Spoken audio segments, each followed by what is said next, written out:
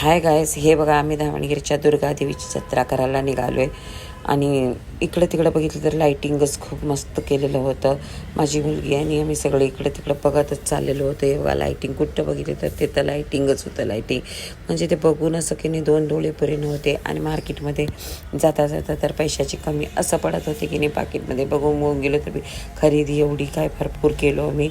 आणि तिथं कुठं बघितलं तर की नाही पाय ठेवायला जागा नव्हता. हे बघा देव आईची दर्शन केलो आम्ही. दोन डोळे तर पुरे नव्हते तिची दर्शन बघायला.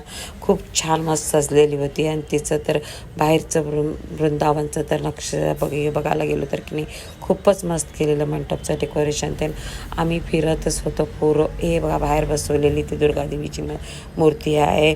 म्हणजे आत तर फोटो व्हिडिओज म्हणजे घेऊ शकत नव्हतो तरी पण आम्ही घेतलो आहे. आणि हे बघा ही बाहेर बसवलेली आणि तिचं बाहेरचं मंडपचा नजारा पुरा छान लाईटिंगनं भरलेला मस्त. ते तोंडाने सांगू शकत नाही होतं. तेच एवढी छान तिथं डेकोरेशन झालेली होती. आणि चारीकडनं बाजूला बघितलं तर फोटो व्हिडिओज करणारे लोक एवढी भरलेले होते की तिचं आईचं मंडपच छान तेवढं झालेलं की नाही. ते मंडपाचं व्हिडिओ केवढं घेतील तेवढं कमी होतं. तेवढं छान एवढं डेकोरेशन छान झालेलं की नाही. तुम्ही पण नक्की